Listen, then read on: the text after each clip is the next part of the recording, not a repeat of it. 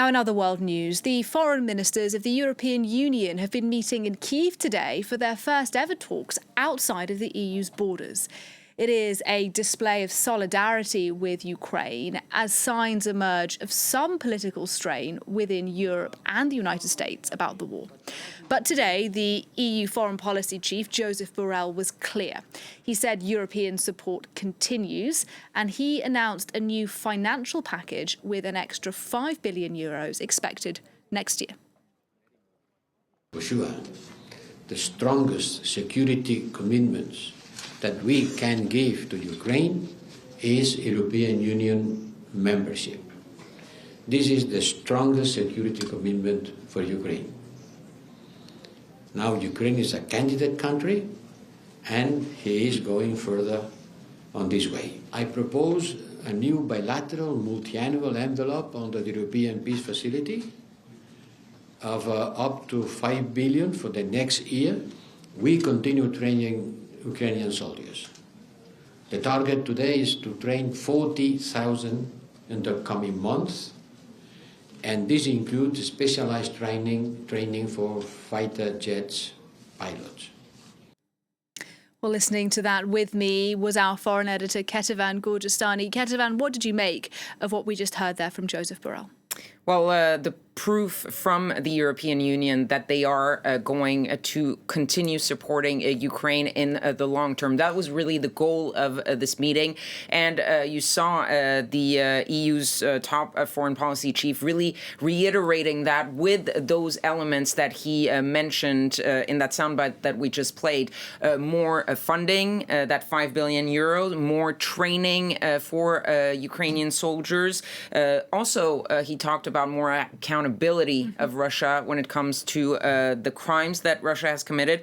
And what we heard there, which is that the European integration is really the biggest security commitment that the European Union can make to the Ukrainians. And he really summed it up when a journalist asked the question of where are you going to be with when it comes to Ukraine? And he says, we need to do more of the same.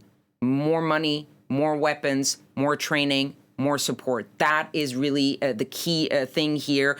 And he added that it had to be quicker and in greater quantity. So this was the message, really. The European Union is here. We're not going anywhere. And we're going to keep doing what we've been doing and try even to do more. That's interesting, Ketivan, because both in Washington and in Belgrade, in Slovakia, this week, there have been some signs that that support for Ukraine is wavering a little bit. Explain to us about that. Yes, there was the shutdown crisis in the United States. That was the shutdown averted. There was a bill passed, but in that bill, amidst the compromise to get that bill passed, more Ukraine aid was left aside. And so that was seen as a sign that maybe those hardliners in the Republican Party that are saying we don't want to send more money or more weapons to the Ukrainians, that they're gaining a little bit of ground. So a little bit of worry there. And then there was the election result in Slovakia with the pro-Russian candidate seeming on the path to becoming the next prime minister. He had said during his campaign that he would not send any more weapons to the Ukrainians. So worry there.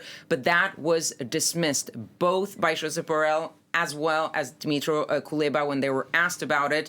Borrell saying, I don't see any members folding on their commitments. A lot of confidence there that the EU members are not going to budge. And Kuleba talking more about just this talk of Ukraine fatigue around Western allies. And he said, this will not happen. And this meeting was also that, a message to Russia. And the foreign affairs minister of France, Catherine Colonna, actually said it very clearly. She said that Russia should not count on any Ukraine fatigue. They are going to stay there. That was the message through the Russians. All right, Ketivan Gurjestani, thank you very much.